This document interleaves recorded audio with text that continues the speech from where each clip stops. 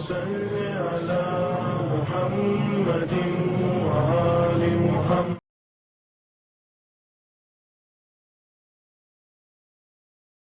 السلام علیکم ورحمۃ اللہ وبرکاتہ. پروردگار عالم سے استدعا ہے جہاں بھی رہیں خوش رہیں، آباد رہیں، شاد رہیں. آج سب سے پہلے آپ کی خدمت میں بسط ادب ہدیہ تبریک بہت بہت مبارکباد پیش کرنا چاہتے ہیں. امام حسن مجتبیٰ علیہ السلام کی شب ولادت ہے، اور یہ اتنی عظیم ولادت ہے کہ جن کی ولادت کے سبب سے رسول اللہ نانا بن گئے، مولا علی بابا بن گئے، فاطمہ زہرا سلام اللہ علیہا ماما بن گئی. آج کوثر کی سورہ کوثر کی تفسیر اللہ نے سب سے پہلے جناب زہرا کے گھر میں عنایت کی. امام حسن مجتبیٰ علیہ السلام کی شکل میں وہ لوگ جو رسول کو طعنہ دیا کرتے تھے کہ ان کی نسل منقطع ہے، اللہ نے ان کی نسل جناب زہرا کے ذریعے سے چلوائی، اور پوری کائنات میں جناب زہرا کے ان بچوں کا جواب نہیں ہے، بلکہ رسول اللہ جیسی شخصیت کہتے ہیں انا من الحسین. عزیزان گرامی، امام حسن مجتبیٰ علیہ السلام کی ولادت بسعادت کے بعد پورے مدینے میں جناب جشن منایا گیا، اور رسول اللہ کو پوری کائنات سے فرشتے جو ہے مبارکباد دینے کے لیے آ رہے تھے. اور اس کے بعد بھی 7 دنوں میں ولیمہ ہوا ہے. اور اس کے بعد اتنا اہم معاملہ رسول اللہ نے کیا ہے امام حسین کے سلسلے میں کہ نماز میں اگر امام حسن امام حسین پشت پر سوار ہو جاتے ہیں تو رسول اللہ اپنی نماز اپنے سجدے کو طولانی کر دیتے ہیں. خاص کر کے امام حسین علیہ السلام کے سلسلے میں یہ روایتیں ملتی ہیں. اس کے بعد پھر خطبے کی حالت میں امام حسن آ رہے ہیں، اچانک ذر سا پیر ان کا پھنسا ابا میں، زمین پر آئے، فوراً رسول اللہ خطبے کو توڑ کر فوراً نیچے اترے اور امام حسن مجتبیٰ کو اپنے گود میں لیا، اور اس کے بعد مباہلے میں اپنے ساتھ لے کر گئے، چادر تطہیر میں ساتھ لے کر آئے، اجر رسالت ساتھ رکھا. اس کے بعد پھر کہا انا حرب لمن حاربہم وسلم لمن سالبہم ومحب لمن احبہم انہم منی وانا منہم فجل صلواتک وبرکاتک ورحمتک وغفرانک. جو ان سے محبت کرے گا ہم ان سے محبت کریں گے، جو ان سے دشمنی کرے گا ہم ان سے دشمنی کریں گے. اب جو بھی امام حسن امام حسین یا اہل بیت سے ذرا سا بھی کینہ بغض دشمنی رکھتا ہے تو سمجھ جاؤ بد مقابل رسول اللہ ہیں، اور رسول اللہ اس کے مقابل میں سامنے کھڑے ہوئے ہیں. اس لیے پھر سے ایک مرتبہ آپ حضرات کو، تمام جتنے بھی ہمارے سامعین سننے والے ہیں، ان کو اس عظیم ولادت کے اوپر مبارکباد پیش کرتے ہیں. پروردگار عالم ان کے تصدق سے ہمارے تمام روزوں کو قبول فرما لے، ہماری عبادتوں کو قبول فرما لے، اور جو حاجتیں ہم سب رکھتے ہیں آل محمد کے صدقے میں، امام حسن مجتبیٰ کے صدقے میں، ہمیں ہماری حاجت عنایت فرماتے. دسترخوان امام حسن بہت مشہور ہے. باقاعدہ پاکستان میں دسترخوان اس انداز کا چل رہا ہے کہ جو سال بھر تک چلتا رہتا ہے. اپنے اپنے علاقوں میں امام حسن کا نام روشن کرنے کے لیے اگر ہو سکے 10 آدمیوں سے شروع کریں، 5 آدمیوں سے شروع کریں اس دسترخوان کو. پھر دیکھیے پروردگار عالم کیسے برکت دیتا ہے اور کیسے کیسے راستہ جناب ہموار ہوتا چلا جاتا ہے. آئیے ہم، چونکہ ہم سب گفتگو کر رہے ہیں، وہ سورہ جو ہمیں نماز میں پڑھنا پروردگار عالم نے واجب قرار دیا ہے، خاص کر کے سورہ الحمد. آپ نے کبھی غور کیا انا اعطینہ پڑھیں نہ پڑھیں دوسرا سورہ پڑھنے چلے گا، قل واللہ پڑھیں نہ پڑھیں دوسرا سورہ پڑھنے چلے گا، مگر سورہ الحمد اگر آپ نہ پڑھیں تو یہ نہ چلے گا. اب ذرا سوچیں، ذرا غور فرمائیں کہ واجب نمازوں میں 10 مرتبہ پروردگار عالم نے سورہ الحمد کو پڑھوایا ہے. اس کا مطلب کچھ اس کے اندر میں بہت کچھ خزانہ ہے.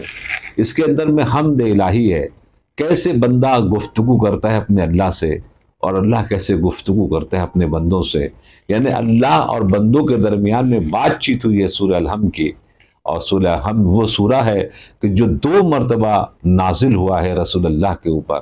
سورہ الحمد وہ سورہ ہے جس کے لیے مولا متقیان فرماتے ہیں کہ یہ عرش کا سب سے عظیم ترین خزانہ ہے جو اللہ نے اس زمین کے اوپر سورہ الحمد کے لیے سورہ الحمد کے نام پر اتارا ہے. اس میں عبادت کا ذکر ہے، اس میں اہل البیت کا ذکر ہے، اس میں صراط مستقیم کا ذکر ہے، اس میں دشمنوں کا ذکر ہے، دشمنوں کے ساتھ دشمنی کی جائے، جو آل محمد کے دشمن ہیں، جو اللہ کے دشمن ہیں، جو رسول کے دشمن ہیں، ان سے بالکل کسی بھی قیمت پر ذرا سا بھی اگر بال کے برابر بھی اگر محبت یا سافٹ کارنر اگر آ جائے تو جنت کی خوشبو اس کے اوپر حرام ہو جاتی ہے۔ سورہ الحمد وہ سورہ ہے کہ اگر رمضان کے علاوہ اگر ہم اس کو صرف ایک مرتبہ سورہ کی تلاوت کریں گے تو ہمیں 10 پارہ پڑھنے کا قرآن مجید کا ثواب ملتا ہے۔ قرآن مجید کا یہ ایک ایسا اہم ترین سورہ ہے کہ اگر اس کو مردے پر 70 مرتبہ پڑھ دیا جائے، ہاں زبان بھی ویسی چاہیے، اگر پڑھ دیا جائے تو وہ زندہ ہو سکتا ہے۔ قرآن مجید کا ایک اہم ترین ایسا سورہ ہے کہ جس کے لیے پروردگار عالم نے قرآن مجید میں جو نعمتیں نازل کی ہیں، ان نعمتوں میں سے ایک نعمت سورہ الحمد کو بیان کرتے ہوئے کہا کہ ہم نے 7 آیت دی ہے اور قرآن عظیم دیا ہے۔ اس کا مطلب کیا ہوا؟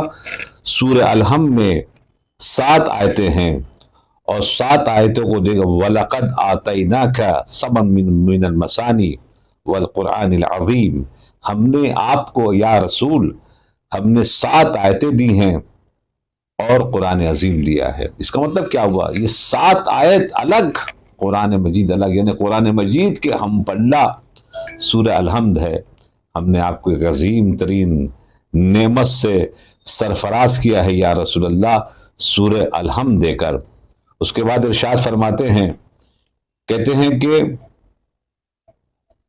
رسول اکرم صلی اللہ علیہ وآلہ وسلم اس سورے کے سلسلے سے والذی نفسی بیدہ ما انزل اللہ فی التوریت ولا فی الزبور ولا فی القرآن مثلہا ہی ام الکتاب، رسول اکرم ارشاد فرماتے ہیں کہ جس کے قبضہ قدرت میں میری جان ہے، میں قسم کھا کے یہ کہتا ہوں کہ نہ اللہ نے توریت میں ایسا کچھ نازل کیا، نہ زبور میں اس انداز کی کوئی سورہ آیا، نہ قرآن میں آیا، مثلہا ہی ام الکتاب، یہ وہ سورہ ہے جس کو ام الکتاب کہا جاتا ہے، یعنی خلاصے قرآن کریم اگر ہوتا ہے تو اس سورے میں ہوتا ہے۔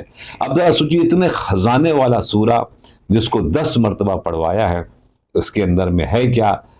آخر بہجت کی نماز میں باقاعدہ لائن لگتی تھی اور الحمدللہ اس میں نے بھی کئی مرتبہ نماز پڑھنے کی سعادت حاصل کی ہے ان کے پیچھے، تو باقاعدہ لوگ پیچھے رونے لگتے تھے، وہی سورہ جو ہم اور آپ پڑھ رہے ہیں وہی وہ بھی پڑھ رہے تھے مگر رونے لگتے تھے۔ پھر رونے کا مطلب کیا تھا؟ رونے کا مطلب یہ تھا کہ وہ اس کے اندر داخل ہو رہے تھے، جو سورے کے اندر میں خزانہ ہے۔ آقا بہجت بھی رونا شروع کر دیتے تھے اور پیچھے جو آیت اللہ گریڈ کے لوگ ہوا کرتے تھے وہ بھی جناب رونا شروع کر دیتے تھے۔ اتنا عظیم ترین تحفہ اللہ نے ہمیں اور آپ کو عنایت کر دیا ہے، اور جس وقت ہم نماز پڑھ رہے ہوتے ہیں، اللہ سے باتیں کر رہے ہوتے ہیں، کتنا خوش نصیب ہے وہ شخص جو آل محمد کی محبت کے ساتھ اور ان کے دشمنوں کی نفرت کے ساتھ نماز کو انجام دے رہا ہو ولایت اہل البیت کے ساتھ۔ وہ کتنی مقبول نماز ہو جاتی ہے کہ جو الصلاۃ معراج المؤمن کا لفظ استعمال کرتی ہے کہ نماز مومن کے لیے معراج ہے۔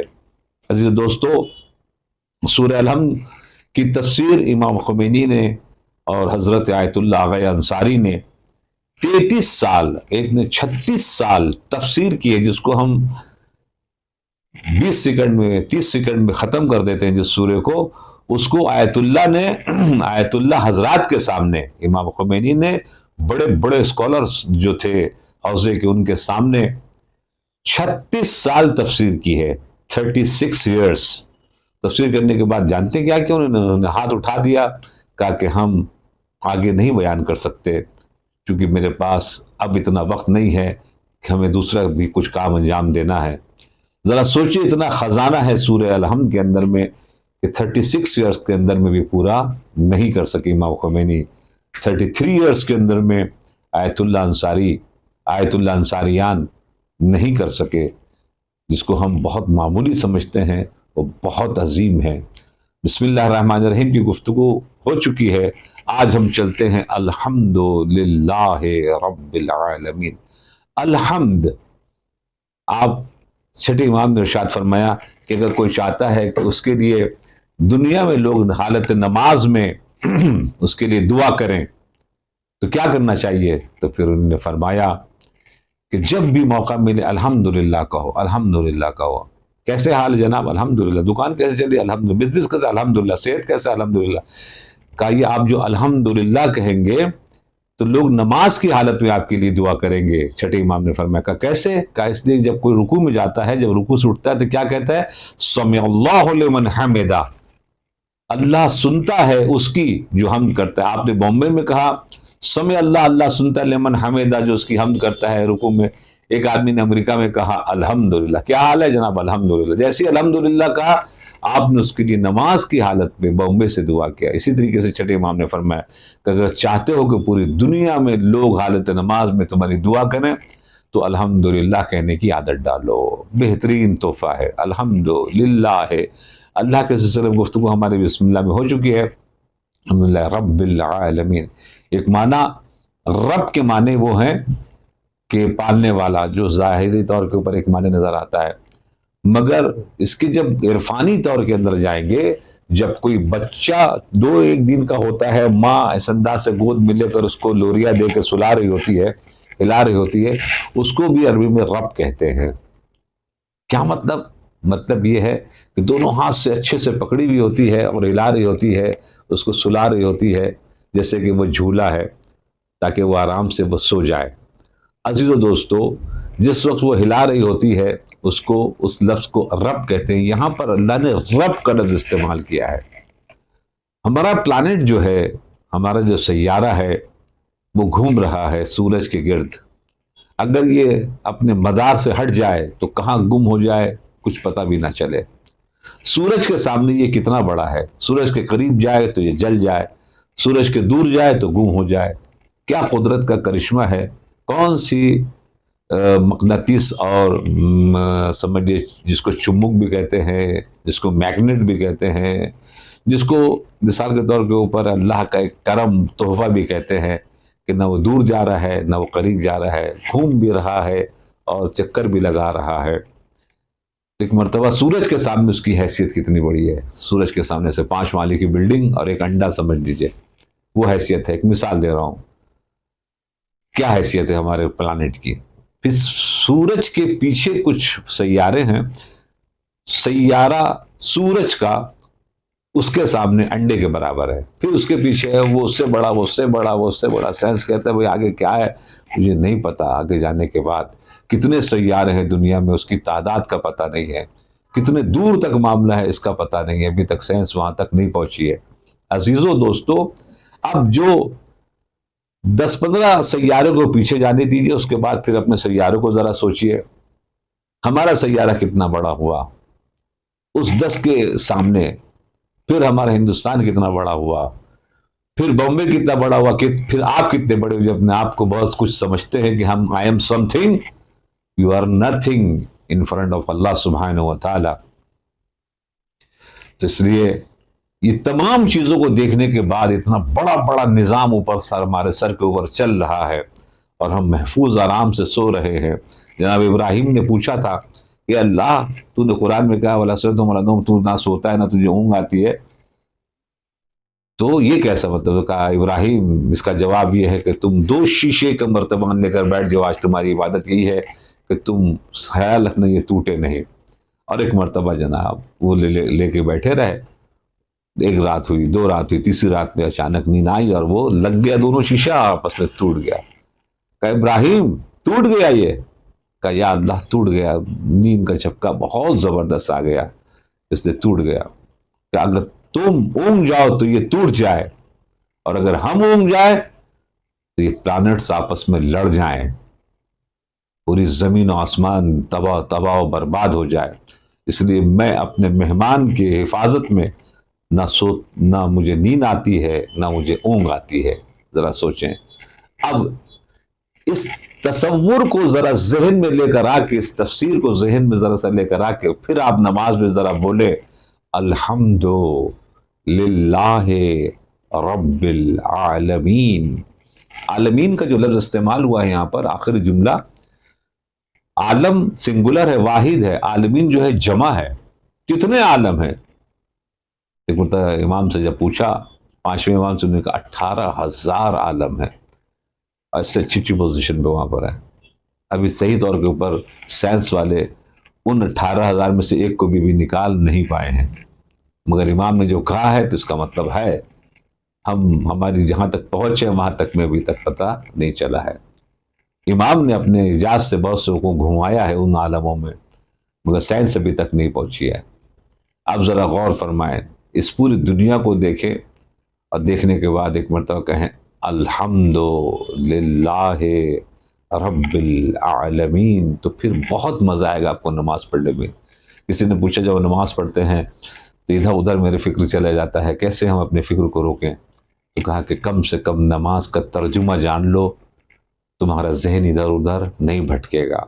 اس ماہ مبارک رمضان کے تصدق سے بہار قرآن ہے، لہٰذا ان سوروں کو گفتگو ہو رہی ہے جو سورے ہمیں سال بھر تک پڑھنا رہتی ہیں. انشاءاللہ اپنا بہت خیال رکھیے گا، دعا میں یاد رکھیے گا. والسلام علیکم ورحمۃ اللہ وبرکاتہ.